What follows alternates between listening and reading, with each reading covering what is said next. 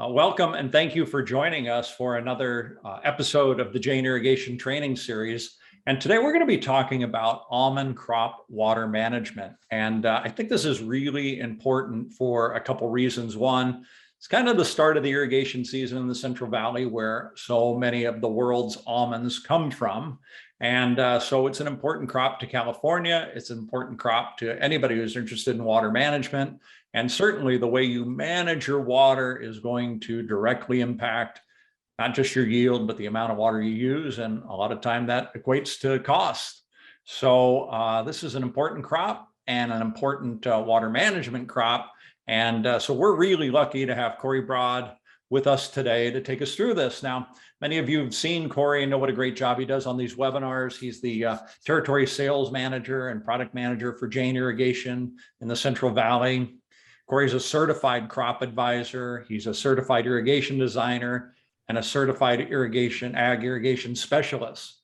That's a lot of specialty in irrigation and agriculture in that.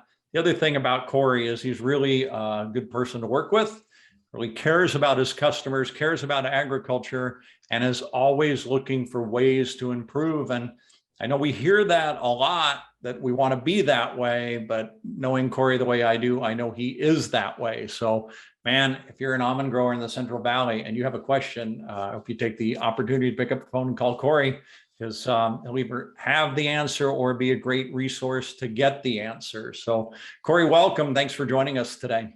Oh, thank you, Richard. I again appreciate the kind words as always, and I think I might be on webinar maybe number 12 now. So I appreciate the opportunity always to speak, educate, and converse. I think one of the best parts is, to your point, is to become a resource for people, but also if something doesn't come up today in the webinar, it could be an opportunity where somebody reaches out later. And I enjoy those conversations that sometimes pop up even 6 months later where, hey, I remember you said something about this. What do you think? And that's really exciting. So definitely happy to talk about almonds, water, as you kind of alluded to early, the weather. And there's a lot going on in the springtime that can make water management for permanent crop growers pretty hectic. Yeah, so a couple things, Cory. Number one, I want to mention to everybody that we do have the chat and the Q&A open. So if you have some questions or comments, drop them in there and I'll get them to Cory. Thing we started doing a few weeks ago is for people to ask the good questions, we're sending them some Jain swag, maybe a hat, shirt, vest, something like that, to encourage some good questions. And boy, we've gotten some great ones. So that's happening to all of you that are out there watching. We appreciate the questions. And then number two, Cory, this is like a really big subject, right? Almonds, again, such an important crop to California. Water, such a big issue. How's the season starting out there so far? Yeah, no, I'm glad you recognize the importance of the crop and the magnitude. And obviously, we're going to a few of the numbers here in the next slide. But you look at the footprint of California almonds from an acreage standpoint. And then, of course, always tied with that is going to be the water footprint.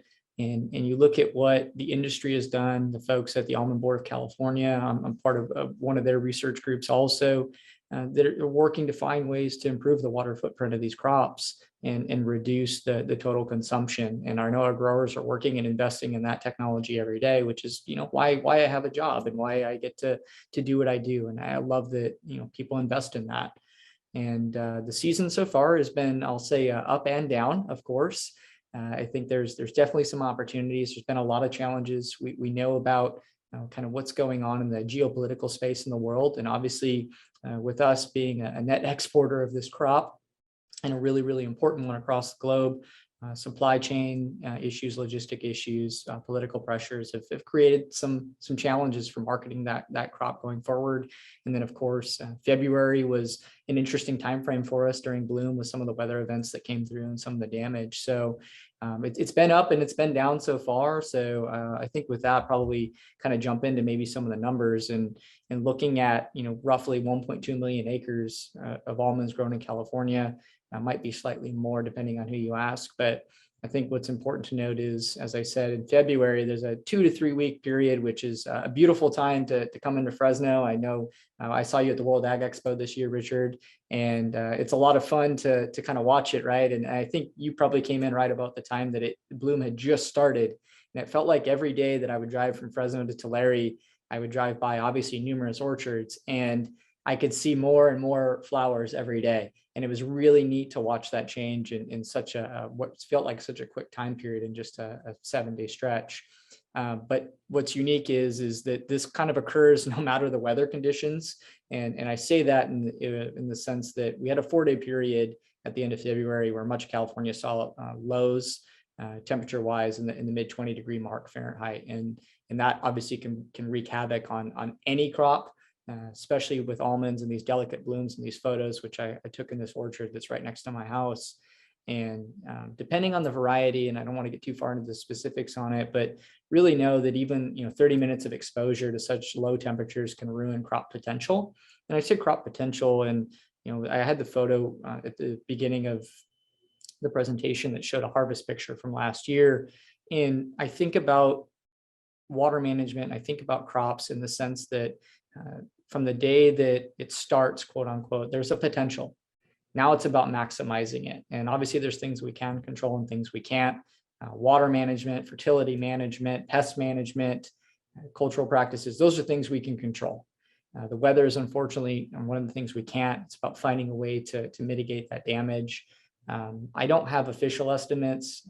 In May, the subjective forecast is going to come out from the USDA, but from what I'm talking to people who are in the almond trading business, obviously the almond growing business, overall estimates across the state are that about 15% of the state crop was damaged and or lost in that freeze event, which is, again, we're talking about a time frame where things are the most expensive they've ever been from a growing perspective. Commodity prices are have a ton of pressure on them, and then this is just another thing, if you will. But nonetheless, I still think there are some opportunities for growers and to kind of push forward, and then also some ways to maybe help mitigate this going forward. And again, just to show you an example, this is from an orchard that I perform water management services for. And so we have a weather station out there and soil moisture probes and all the gadgets, right, to make sure we're as prepped as possible. And you can see I have this yellow circle kind of at the top that I put in here to kind of show you some minor irrigation events we did. Unfortunately, this field is equipped with double line drip, not a sprinkler system. But the good news is that we've done that because they have a flood irrigation system, which is obviously going to put out a larger volume of water than even sprinklers, and hopefully help protect as much as possible. But you can see in the yellow circle that I put down towards the bottom, you can see those lows that were dipping down pretty low. And so what's nice is at least with the Jain Logic technology, I was able to look at the forecast ahead of time and know that this was coming and kind of what the predictions were going to be. But also I could track what was happening in that orchard and understand and be able to go back and review the data and say, okay, how cold was it and for how long? And then also manage it and alert based off of that data, where I was getting text messages at midnight, 1 a.m, telling me, hey, you've hit this temperature threshold. And so again, from a management perspective, giving really us the ultimate control that we can get in this kind of circumstance. And so challenge for sure, but definitely an opportunity to leverage technology and try and protect the crop the best we could. Yeah, a couple of questions coming in, Cory. The first one, 15% maybe damage to the crop. Have we seen an adjustment in the price yet? I mean, 15% seems like a lot. Is it going to change the pricing this year? Great question. I will say this, I'm a water professional, as all my designations say. I definitely know a lot about ag, but marketing is probably not my strongest point. I would say, though, that in the network of people that I have, the biggest issue is there was a good crop potential set for this year, and we came off another record crop. So we had 2 back-to-back record crops in the middle of the pandemic and logistic challenges. So it was hard to export crop. So you think about 15%, we had a very, very large, I believe it was like 925 million pounds of carryover from last year, some marketing opportunities. So even though we might have lost 15% of the crop this year, there was so much inventory, quote unquote, that I don't know if that's even just maybe considered an offset at this point. Again, I'm not a marketer all day, but these are some of the data points that I've been previewed to. Pretty interesting, though. Pretty valuable data points. So thank you, Cory. And then Absolutely. we have another question about what actually happens to these blossoms freeze and fall off the tree, or what happens with the freeze? Yeah, I mean, the phenology of it, again, I don't have all the detail. There's probably a lot of people that can answer it better than me, but yeah, freeze. And then obviously it can basically just kill the bud. You can see some instances where essentially they kind of like swell and pop, right? Because frozen water expands. So it's really just something that terminates the bud and essentially, gets rid of that crop potential pretty quickly. And like I said, some varieties are more susceptible than others because they tend to bloom. Where you talk about this 2 to 3 week time, there's some that bloom earlier than others. And then just from general research, we found that they're just more sensitive to it. And so, yeah, just 30 minutes exposure at certain temperature thresholds can really decimate a crop.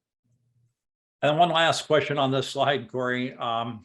The 5.9, the 3.4, the 2.8, and the circle yellow, what do those signify? Yeah, those were just irrigation hours as okay. the system was tracking it. And so, there's a certain point where you've kind of done what you can do, I hate to say. And so you do the best you can. We're talking about a really highly efficient, precise drip irrigation system, but it's a low volume double line drip. And so from a water management conservation perspective, it's great. From a frost protection scenario, it's probably a little more challenging, right? And so we had gone through and we had flooded every other row and then went back through right before and flooded every other row. And so that was just an opportunity to try and put as much water out there as we could and get those heat units into the soil, get the soil stable. Dry soil is colder than moist soil, believe it or not. And so just trying to do everything you can. And then at a certain point, it kind of is what it is. Yeah. Very interesting. Yeah, thank you. For sure. So on the topic of maybe a Jain product that could have helped with this, this is from a very good friend of mine and a customer. They farm about 1,000 acres overall, and in all of his almond crops, he uses our 2002 micro sprinkler. And his setup is what we call a red. It's a 2002 sprinkler with an extra long range swivel. That's a 9.3 gallon per hour flow rate. Now we have a few different flow rate options in there. And so we get a really nice wetted diameter. This is on a 22 foot by 14 foot tree spacing that you see here. So 22 feet between the rows and 14 feet between the trees. And you can kind of see down the middle, if you see where kind of the tire tracks are, you see where it's a little dry right there, but you have pretty close to I'll say full coverage as possible. You have a lot of the orchard floor from a percentage standpoint covered in water, and he uses it for obviously frost protection, again, wetting that soil area, but also it's a PC sprinkler. So you're combining frost protection opportunities with something that he normally irrigates with that's very precise, just like a PC drip emitter like Amnon, in a sprinkler package with the opportunity to also incorporate herbicides and do a number of different things. Makes the orchard floor a little more workable when you can put some moisture in it. He's been very, very happy with it. And every new orchard that we put in with this grower, he specifies the sprinkler package. Yeah, so that is frost that we see down the middle. Yes. At first, I thought it was dry soil, but it is frost. Yep. Yeah. So, yep, it was a good opportunity. So I'd be remiss if I didn't bring it up and talk about the opportunities there. So kind of jumping into now the water management part of it. And one of the first things that's top of mind is going to be nitrogen. And you may say, well, Cory, this is a water management topic. Well, obviously a lot of our nitrogen today is applied via fertigation. And also there's a symbiosis, right? There's a relationship there between nitrogen, the environment that it's in the soil, how it's applied, and then also its potential to move with water. And so coming out of bloom, almond trees are obviously going to require adequate moisture and nutrient access. I don't think that's a shocker to anybody who's grown any plants at all. But nonetheless, an estimated budget from March 1 to April 15th for almond trees, they're roughly going to use about a third of their annual nitrogen budget in that time period. And so we're probably applying a lot of N, or if you haven't, you have about 2 weeks to do so to catch up on this a little bit. But Obviously, when applying in, and especially via irrigation, water management plays a critical role because it's also part of the uptake process, because it has to be in a plant available form, but the plant doesn't also just grab it. It takes it in kind of a soil solution, if you will, right? It essentially drinks it is the best way to say it. And so kind of matching the application demand from a nitrate standpoint or nutrient standpoint to a water standpoint is super beneficial for uptake. And I say all this to really hammer home the point of understand your water holding capacity, acronym available water holding capacity of your soil. And then what's your target nutrient zone? Where do you want that to land? And then like, what's the application rate of your system? So how much are you putting on and how quickly? How much can that bucket hold? And how deep in that bucket are you trying to get essentially? And so again, like a simple tool that I use as a water manager is this infiltration chart. And you can see this is a set of irrigation events from last year from some data that I pulled. And most of our irrigation events, which are these long kind of wide blue columns that you see there, and then you see kind of the darker shading of the water coming down into the soil profile. I drew a red line across it at 24 inches. Most of them landed at 20 inches to 16 inches, which is great for nutrient uptake, great for water uptake. And kind of towards the end of that time period, yeah, there's one that maybe got down to 36 inches.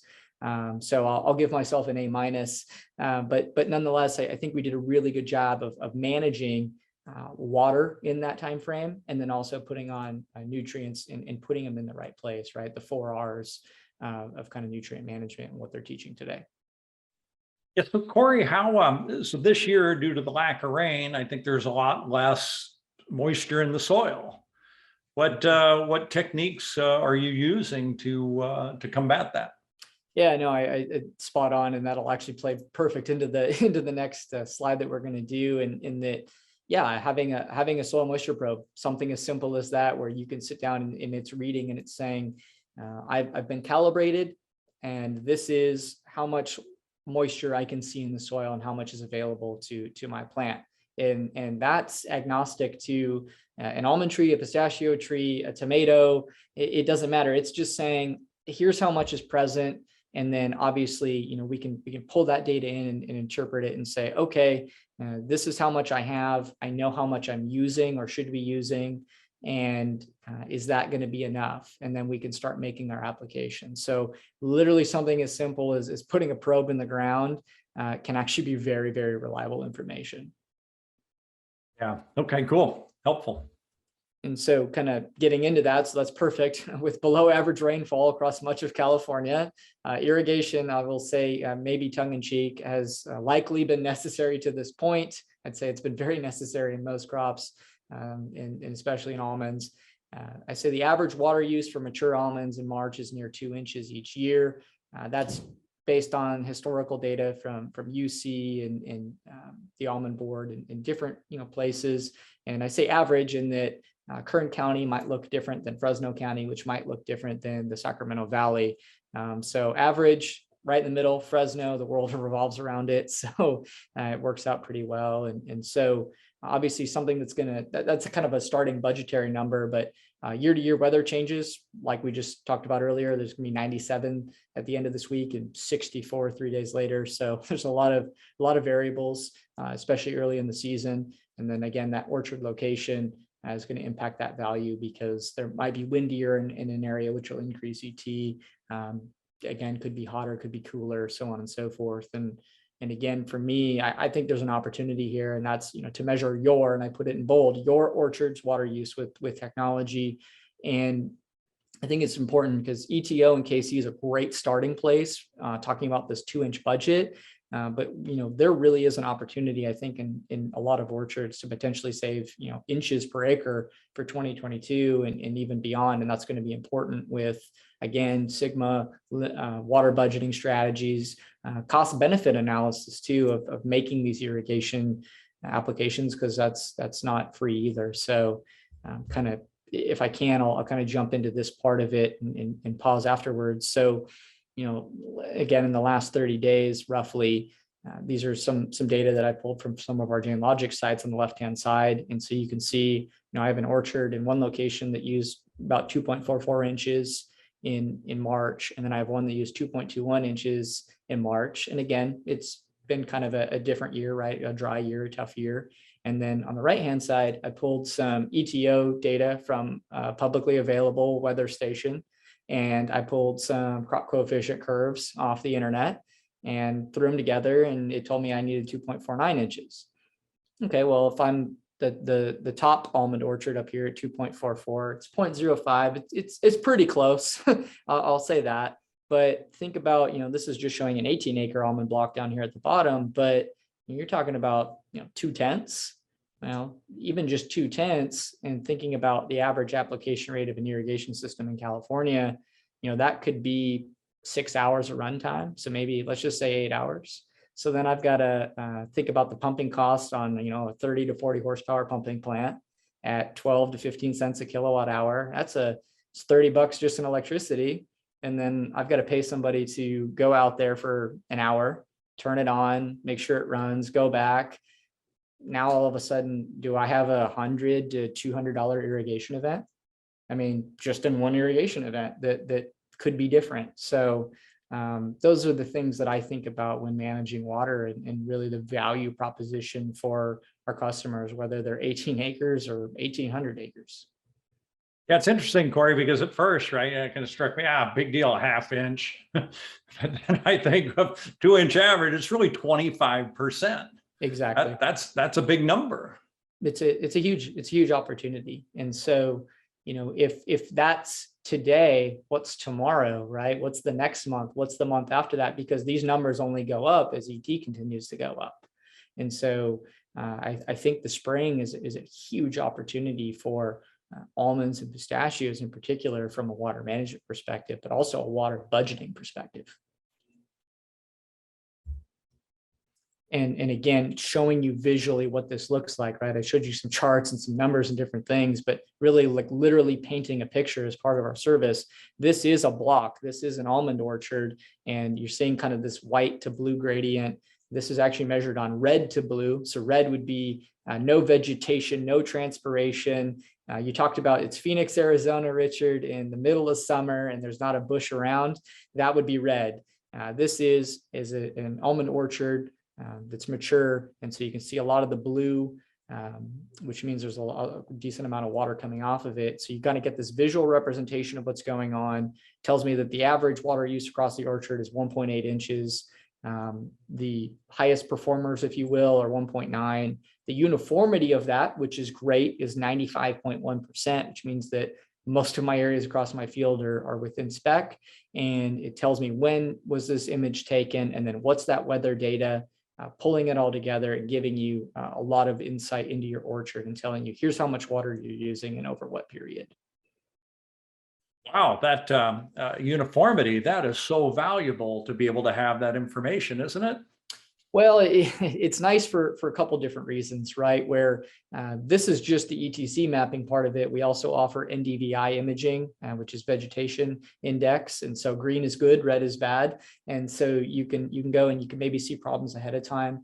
I know that I've found plugged risers. I found plugged drip line before. I found damaged drip line where it was actually flowing high and almost kind of flooding out areas. There's so many different things that having these kind of images can do, but then also giving you comfort and the uniformity to say, yeah, 95% is good. I think when we did the DU test on this orchard, it came back at 94%. So that's great. There's hopefully a correlation there between the uniformity of your orchard and the uniformity of how it's being watered, and for the most part, how the fertilizer is being applied. So that's our ultimate goal. Yeah. Oh, I love this slide. I love agrologics and being able to see the satellite imaging. I mean, talk about putting it in one picture and telling a big story. This does it. Well, and for somebody who manages this for somebody for a living, it gives me a lot of comfort because that's not my house that's right behind it. I'm not here every day, but I'm using and leveraging this technology to make good recommendations and to provide the service for a grower with the ultimate trust that we're going to be successful. And it has certainly done that for me. So now we're into April now already on the calendar. And obviously, it's going to be an interesting next 30 days. And so, again, we're going to be continuing to apply N for at least the next 60 days. I know I talked about kind of up through April 15th, what that schedule looked like, but really you got about 60 more days to apply N before most growers will be A, finished, and B, really just focused on backing off due to hull rot and different things from a nutrient management standpoint for crop health.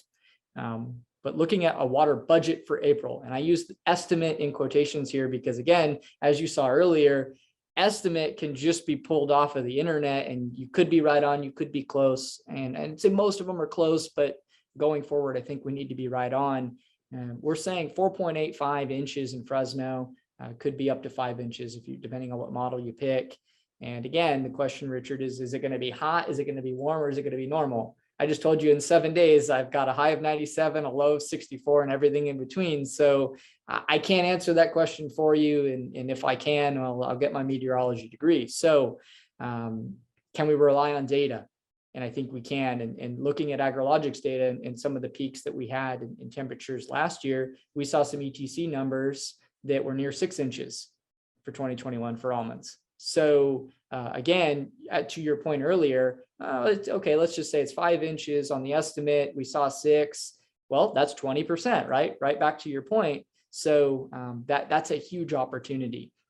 And so looking at most of our irrigation systems that I run across in the Valley on their application rates, we're probably going to be about 160 hours runtime for the month, just based on some budgetary numbers. So if you're planning on running 40, my guess is there's probably some unique circumstances, or you're wrong. If you're planning on running 200, please also give me a call, because there might be a way that we can get that number a little bit more manageable. Yes. So Cory, is there any way to correlate these warm? I mean, this is unreal last year, 6 inches in April. Does that help or hurt the crop? Depends probably on your school of thought, I would say, from a crop management standpoint. I would say that a lot of 85, my grass does really well when it's 85 degrees and sunny all day, and I give it the appropriate amount of water and fertilizer in that time period. When it's 105, eventually it doesn't matter how much water I give my grass. It says, I'm tired of you and I'm done with this. And when it's 60 or 50, because I live in California, it doesn't get that cold, eventually it also says I'm not that interested in participating either. So I would say that there's definitely a way to correlate it, in the sense that if you look at just daily ETO, you look at daily weather trends. I showed you the weather data from our orchard that we have here. I can very easily tap into last year's data, look at what it looked like in April, and try and see, okay, what was there a direct correlation? I'd say absolutely there is. And the reality is if every day in April was 85 and the crops were well watered and well taken care of, I'd say the crops would do really well. If it was 97, 60, 70, 97, that gets hard on crops, because there's a lot of things that are going on phonetically that's it's going, wait a sec, I don't know what to do here. Right. And thanks, and this is a question, but thanks to Jain Logic, you have that information. Absolutely. 100%. I can go back through and I can look at today's information, and I can look at, as long as I've had the information available. I mean, some of our customers, we have 10 years worth of data. So yeah, there's nothing like, you want to talk about averages. There's a great way to pull averages, but pull averages for your orchard, for your vineyard, for your crop. Right, because then you could go back and you could look and say, gee, when did we have a big freeze at the end of February before, and what was the end result? And now you can start making some better management decisions. Is that right? Well, 100%. I mean, if you look back and you say, wow, most of the growing season was what we would identify as normal, except for this freeze that happened. And we put on this much water and this much nutrients, but we had 10%, 15, 20% less yield, but everything else was, quote, normal. Okay, well, what happened during that time period that was off? And we can go and identify when those things are off. You can find the outliers. You can find what's going on. Now you sit back and you say, okay, what's the value of this crop? Okay, yeah, I'm going to go put in sprinklers now, because I want to make sure that I can protect this crop. Yeah, super valuable, because I mean, I can remember back maybe a year or two depending on what else is happening for markers in the year. But to have all this that I can go back and research, wow, what a great tool. Absolutely. So no, that's why I'm happy to share. That's why I'm happy to use it. I tell people all the time, I'm just as much a customer as you are, because I'm using this to provide a service for people, and I count on it just as much as you do. Yeah. And so again, kind of talking about most almond application rates that I see from an irrigation system standpoint is about 0.03 to 0.04 inches per hour. I found some that are lower. I found some that are higher, but again, roughly that's what we see. And so giving you an example, if I have a 22-foot by 16-foot tree spacing, got double line drip, half gallon 24, I would say that's the Fresno special right there. I see a lot of that in the neighborhood. You're looking at 0.038 inches per hour application rate. And so kind of going back to those estimates, 4.85 inches divided by 0.038 inches per hour, that's 128 hours. Told you could be up to 160. But to get closer to that number, you got to factor in DU. And so I'm going to give you a 0.88 DU, Richard. I think that's probably generous for some of the orchards that I've been in. It's also low compared to some of the ones that we've been in where, we did a lot of DU testing last year for our water management customers. And it's the first thing we do when we enroll a new field is test it. And we found a lot of folks in the 90s, which is great to see. We also found some folks that were definitely below that number and helped them improve it. But you now add that in as a divider, and now I have to run 146 hours. And so just taking that number and thinking about 30 days, I've got to run 4.8 hours a day. So kind of thinking about how most people are probably going to approach this from a plus or minus perspective, it's maybe 3 days a week and 12-hour sets. So if we've set on that now, Richard, is, hey, I'm going to come in at 6 and I'm going to turn it on, and I'm going to leave at 6 and I'm going to turn it off. And I'm going to do that 3 days a week. Okay.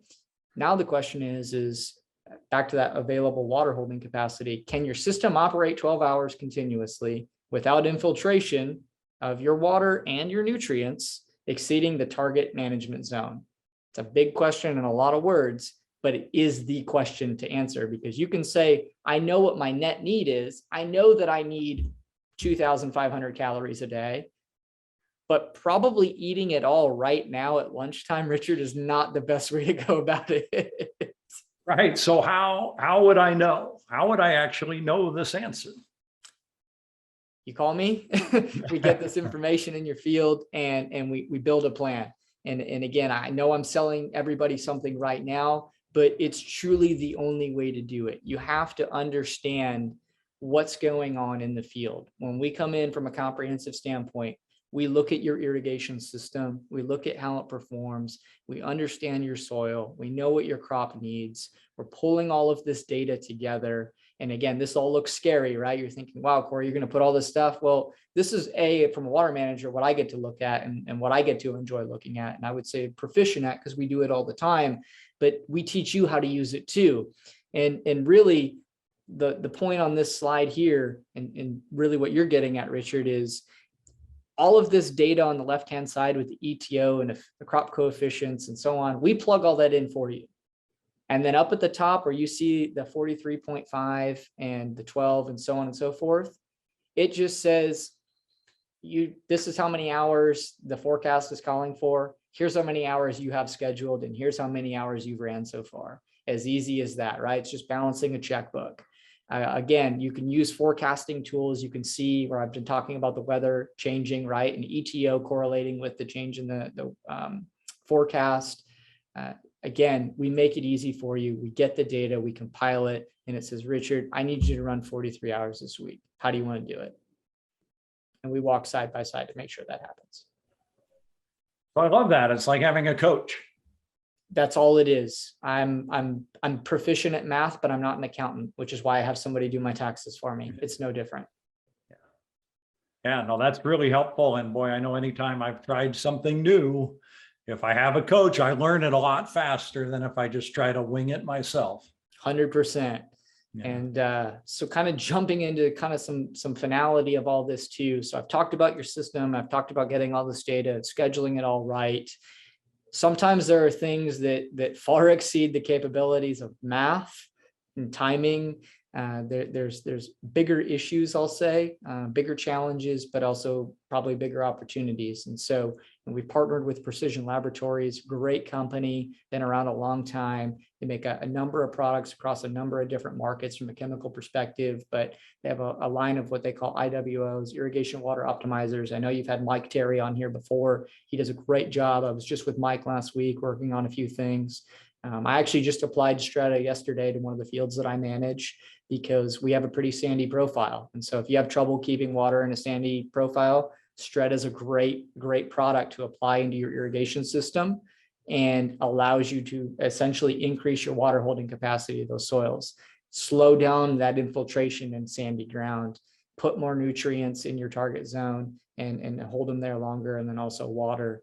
And then conversely, a product like Quicken, if you have trouble getting water into your soil profile due to structure, chemistry, so on and so forth, Quicken is a great product to, again, treat the water and help get it into the soil to maximize the value of it. Because again, we can apply 43 hours, Richard, but if it all sits on top and doesn't go into the ground and half of it evaporates tomorrow when it's 97, that's probably not net benefit to us, our crop, or our pocketbooks. So if you're interested, please reach out on more information. I don't want to get overly technical in this presentation, but I'd be happy to talk to you about kind of the costs around this, again, additional information and help you keep that water in your zone. I talked about DU. Again, this goes back to the core competency of our company. Jain Irrigation is known for making quality, high precision irrigation products, whether it's that 2002 sprinkler I talked about, or Amnon PC drip line, or anything in between. And so we think about how do we make precise products, and then how do we help growers maintain them or put them in the right position to be successful. So improve the DU of your system, get the right products in there, get the right maintenance plan. Call us if you have questions for that. That's going to help you limit that pumping time, right? Where we went from 128 hours to 146 just by factoring in DU. And then, of course, as we've talked about a lot in this presentation, accurate use of your irrigation scheduling tools from Jain Logic. You don't have to know all the ETOs and KCs and all that fun stuff. It'll pull all that information together and say, Richard, I need you to run this many hours. And of course, we've probably had a conversation, hopefully at that point, to, hey, don't run 48 hours or 43 hours straight. Let's break it up this way. That's the type of consulting and management information that we're giving our customers every day. Yeah, a couple of things here, Cory. One, yeah, I did have Mike on a few weeks ago, or maybe a month ago now. And boy, at that time he had a great offer, and I think it's still an offer, right? 50 acres test trial per 500 acres. Yep. And he would pick up the cost of the product. So I think that's still out there. I think that's great. Yes. And then what you said about eating too is really interesting, right? Because you have to spread this out over time, right? And we're finding maybe even 3 meals a day isn't the right amount. It might be 6 or 7 to spread it out better, to feel better. I know there's been so much publicity about, deep watering. And every time I hear that, I think deep water right past the root zone. And so it's great to actually have a tool, right? Because that is the big question. How long do I water for to get it in the root zone? And most people can't answer it. Absolutely. And it's not to anyone's fault. It's just, we don't know what we don't know. And every soil's different. Every site's different. Every irrigation system is different, unfortunately. And so being able to go in and really tailor that is again, what's I believe is the biggest opportunity going forward in California ag. Yeah. So Cory, we have another question coming in, and nope, I think it is a good time to ask it. This gentleman's asking about your thoughts on hull split deficit strategies for improving nut removal. He says he's tried it, but he feels that at times it actually hurt our situation rather than helping. Great question. I would say that I've applied RDI in orchards that I've managed and been successful with it. I would say that it's a strategy that will help. Note that some varieties are always going to shake easier than others. I know that some of the self-fertile varieties, like Independence, for instance, they can be And it's not to the fault of the tree or anything. And if you manage them right, they can shake just fine, but they can be harder to shake in general. I would say that knowing the variety is key. And then also kind of to your point, Richard, if you have deep moisture and you know that it's there, the big challenge in almonds is that, exactly to this gentleman's question, is in the middle of summer, I'm in theory going to turn or reduce water by 50% to 80%. And then I've got to use this irrigation system that might be putting on 0.03 inches per hour to fill this thing back up before August, but dry down enough that I can get my equipment in there. But I have 2 to 3 varieties of trees and one's being harvested and there's a lot going on. And so I'm going to turn that water off for a 2-week period roughly in my almond crop in August. And I guarantee you at least one day it'll be 105. That's the way it is. And that's got to be good for me. And it's very challenging to navigate 100%. That's where that deep moisture tends to come in, because almonds are luxury consumers. If you put water at 8 inches and you put it at 48, they will take the shortest straw, as all of us will, and they will drink from the shortest straw. But if you do leave water down there, and I say down there in that 3 to 4 foot zone, they will use it, but they're going to use everything else above it first. The problem is we have to get through whole split and then be able to fill the profile up enough to feel comfortable, but also not introduce opportunities for whole rot and things like that. And that's where the standing water comes in and a number of different things. So I would say that the RDI is helpful. I would say that that's also a great opportunity to talk to us a little bit more and kind of see exactly maybe where you could tailor some things in, because I think there are some opportunities to expand on that.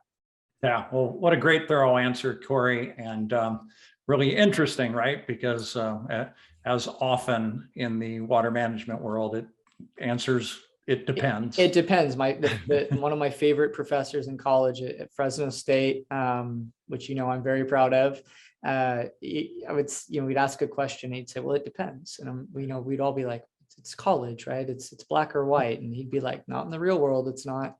Yeah. And water management, it can be that way. And to, that exact question that just got brought up is one of the things that makes me think, regularly, and keeps me up a little bit on how to maximize that for my customers. But for also a thorough but maybe quicker version of some of the things I've talked about, our Almond Orchard Solutions Guide is up online on our website. I worked with Michael Darawenko and the team to help put this together, so I appreciate the help on that. And just kind of tells some of the stories about that 2002 sprinkler that we talked about, kind of how it performs, some of the experiences of our customers. I'd love to talk to anybody more about this product. It's something that I've sold a lot of for now almost 7 years, and certainly enjoyed working with, and really has an opportunity to fit almost every orchard application. That's great, Cory. And man, this has been really helpful. If somebody wants to call you after or email you, do you have that information for us? And right here. You already do. Yeah, I'm hopefully one of the easiest people to find in irrigation. I think me. That's part of what I do, and part of what I do online with LinkedIn and all kinds of other social media platforms. So try and share experiences, thoughts, ideas, collaborate with people, and be as available as possible. So yeah, if you have anything, please reach out. And it's a busy time of the year for everybody, but I promise we'll get to everyone and keep everybody growing. Yeah, and I certainly witnessed at World Ag your popularity from your social media posts. Everybody knew Cory, that's for sure, and that was great to see. So, and I say it's because of your social media posts, but it's more than just getting it out there. It has to be good content. You have to actually know what you're saying and doing that at the same time. And that's what you do a really good job of, Cory. So thank you. No, thank you. I appreciate the opportunities to share what we do as a company and as an industry. And Jain's certainly giving me that opportunity, the Irrigation Association, and many others. Yeah. So, and I want to thank all the viewers. It was great to have you spend a portion of your day with us. I'm sure you, I hope we got the information you needed to be more successful this year with your almond crop. And we're looking forward to seeing you back for future presentations. As you know, all our webinars are on the jainsusa.com/trainings website. You can see them all there, as well as wherever you listen to your favorite podcasts. We pull the audio out of these, put them on podcasts, and I'm always surprised and pleased when I see how many people are downloading these and listening to them during their workday. It's really nice to see everybody improving and getting better at water management. So again, thanks a lot, Cory. Appreciate your time. Yep. Thank you, Richard, as always. Okay. Thank you, everybody. We'll see you on Friday. Mike Palumbo is going to be here on Friday talking about ways that you can use managed groups in the Jain Unity software. So it should be very interesting. So thanks. We'll see you Friday.